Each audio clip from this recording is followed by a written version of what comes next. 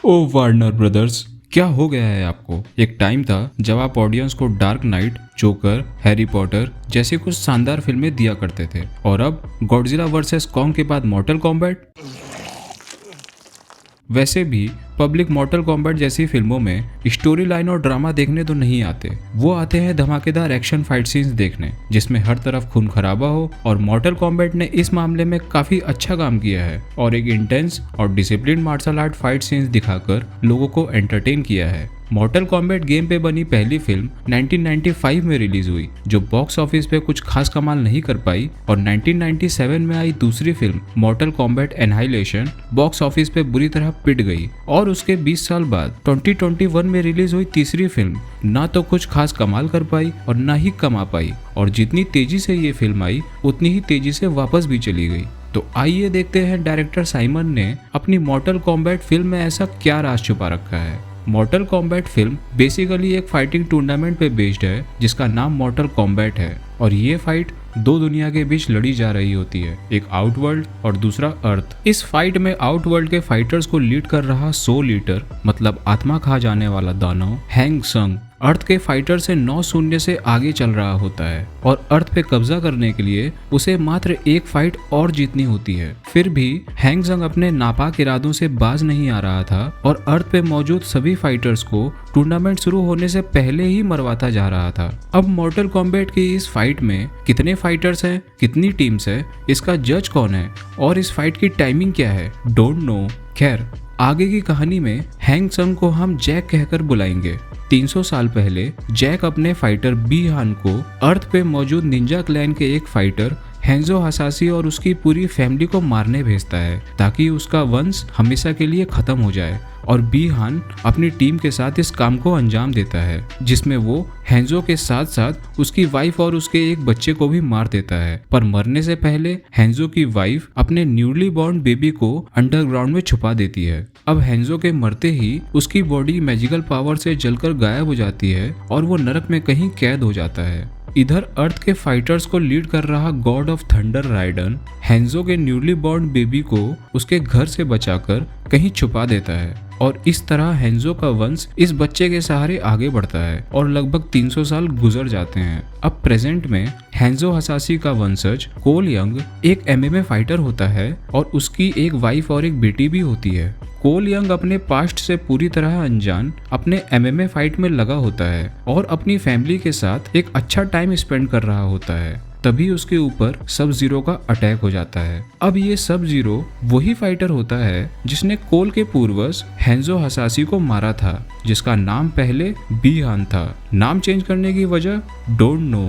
खैर, अब इसी हमले के बीच जैक्स वहां पहुंच जाता है, जिससे कोल को पता चलता है कि सब जीरो उन सभी लोगों को मार रहा है जिनके बॉडी पे ड्रैगन टैटू है, और ये टैटू जिस किसी के भी बॉडी पे है वो एक फाइटर है और उसे अर्थ को बचाने के लिए आउटवर्ल्ड से फाइट करनी होती है। अब जैक्स कोल और उसकी फैमिली को इस खतरे से बचाने के लिए अपनी कार दे देता है और अपनी एक पार्टनर सोनिया ब्लेड के पास भेज देता है, और खुद सब जीरो से फाइट करने के लिए रेडी हो जाता है, क्योंकि जैक्स के बॉडी पे भी वही ड्रैगन टैटू था जो किसी भी फाइटर के बॉडी पे होता है। पर इस फाइट में सब जीरो जैक्स को हराकर उसके दोनों हाथ तोड़ देता है। इधर कोल यंग सोनिया ब्लेड को ढूंढ लेता है, जिससे उसे पता चलता है कि सोनिया पहले स्पेशल फोर्स में जैक्स के साथ काम करती थी और वो कोई फाइटर नहीं है। सोनिया कोल को ये भी बताती है कि वो और जैक्स मिलकर मॉर्टल कॉम्बैट के सीक्रेट के बारे में सालों से स्टडी कर रहे हैं, और साथ ही अर्थ पे मौजूद ड्रैगन टैटू वाले फाइटर्स को भी ढूंढ रहे हैं ताकि वो आउटवर्ल्ड के फाइटर्स को इस टूर्नामेंट में हरा सकें। सोनिया और जैक्स ने कानो नाम के एक ऑस्ट्रेलियन मर्सिनरी को भी बंदी बना रखा होता है, जिसकी बॉडी पे भी वही ड्रैगन टैटू होता है जो कोल और जैक्स की बॉडी पे है, यानी कि कानो भी अर्थ का एक फाइटर है। अब इन्हीं सब बातों के बीच आउटवर्ल्ड का एक मॉन्स्टर रेप्टाइल इन पे हमला कर देता है, जिसे ये तीनों मिलकर मार गिराते हैं, और फिर सोनिया कानो को रिलीज कर देती है और ये तीनों उस टेम्पल को ढूंढने निकल जाते हैं जहां इन्हें मॉर्टल कॉम्बैट का सीक्रेट पता चलने की उम्मीद थी। और कई दिनों तक इस वीरान रेगिस्तान में भटकने के बाद लियू कैंग नाम का एक चैंपियन फाइटर इन्हें ढूंढ लेता है और अर्थ के उस टेम्पल तक ले जाता है जहां का leader God of thunder ridden होता है, जो अपने अर्थ को बचाने की जिम्मेदारी निभा रहा होता है। और इस जंग में राइडन खुद फाइट नहीं कर सकता था क्योंकि वो गॉड था। उसका काम सिर्फ अर्थ पे मौजूद सभी फाइटर्स को ढूंढकर उन्हें ट्रेन करना था ताकि उसके फाइटर्स आउटवर्ल्ड के फाइटर्स को इस आखिरी फाइट में हराकर अर्थ को बचा सकें। लेकिन राइडन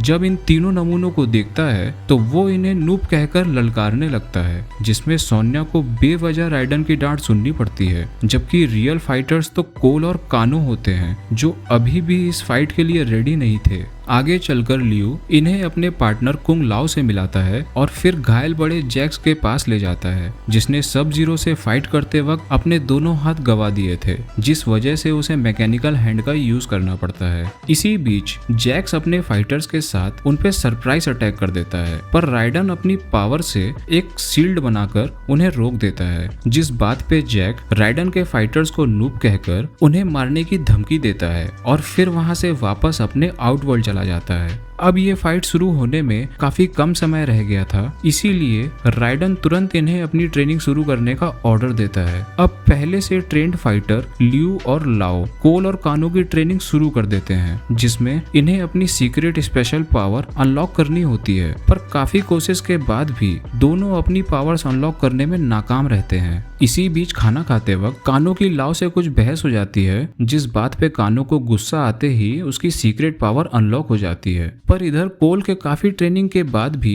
जब वो अपनी सीक्रेट पावर्स अनलॉक नहीं कर पाता तो राइडन उसे एक निकम्मा फाइटर बताकर वापस अपने घर भेज देता है। इधर आउटवर्ल्ड का फाइटर कबाल कानो को पावर और पैसों का लालच देकर अपनी टीम में शामिल कर लेता है और कानो उस टेम्पल को प्रोटेक्ट करने वाली शील्ड को डिस्ट्रॉय कर देता है और शील्ड डिस्ट्रॉय होते ही और जैक अपनी पूरी टीम के साथ फिर वहां पहुंच जाता है। वहीं दूसरी तरफ कोल के घर गोरो नाम का एक राक्षस पहुंच जाता है जिसे जैक ने भेजा होता है और गोरो के साथ इस फाइट में कोल की सीक्रेट पावर अनलॉक हो जाती है, जिसमें उसे बॉडी आर्मर और तोनफास मिलते हैं और इन तोनफास के इस्तेमाल से कोल गोरो को मार गिराता है। इधर टेम्पल में जैक के फाइटर्स बाकी सभी अर्थ के फाइटर्स पे अटैक कर देते हैं, जिसमें सोनिया बुरी तरह घायल हो जाती है और जैक्स जब उसकी मदद करता है तो उसकी भी सीक्रेट पावर अनलॉक हो जाती है, जिसमें उसका मैकेनिकल हैंड काफी स्ट्रॉन्ग हो जाता है और वो सोनिया को बचा लेता है। इसी फाइट के बीच राइडन को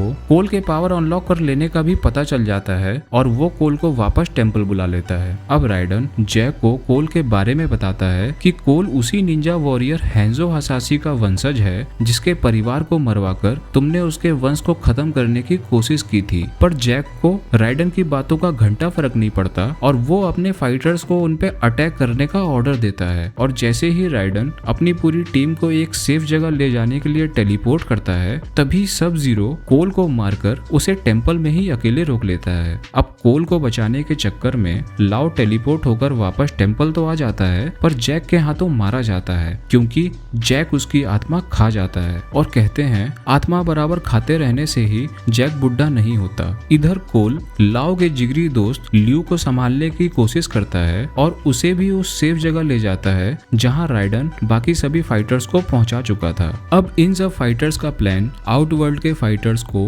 1-on-1 फाइट में हराने का होता है, जिसमें जैक्स रिको से लड़ता है और उसे हरा देता है, लियू कबाल को मार देता है और सोनिया ब्लेड इंसान होकर भी धोखेबाज कानो से लड़ती है और उसे हराकर उसका ड्रैगन टैटू हासिल कर लेती है और फिर अपनी पावर से मिलीना को मारने में कोल का साथ देती है। इसी बीच सब जीरो कोल की फैमिली को बंदी बना लेता है और उसे काफी चालाकी से एक सीक्रेट लोकेशन आने पे मजबूर कर देता है। अब यहाँ कोल और सब जीरो की फाइट शुरू हो जाती है जिसमें सब जीरो कोल पे हावी होने लगता है। तभी कोल का ब्लड हैंजो की कुनाई में लग जाता है जिससे हैंजो हसासी नरक से वापस अर्थ पे आ जाता है और फिर हैंजो और कोल दोनों मिलकर सब जीरो को मार देते हैं और हैंजो सब जीरो को आग लगाकर अपने परिवार की मौत का बदला ले लेता है। और वापस नरक जाने से पहले हेंजो कोल को अपना वंश आगे बढ़ाते रहने को कह जाता है। अब इस टूर्नामेंट में आउटवर्ल्ड के सभी फाइटर्स को हराकर राइडन बहुत खुश होता है और अपने फाइटर्स को शाबाशी देता है। तभी जैक फिर वापस वहां पहुंचकर अपने फाइटर्स की मौत का बदला लेने की धमकी देता है और वापस अपने आउटवर्ल्ड चला जाता है। इधर राइडन को जैक की धमकी का घंटा फर्क नहीं पड़ता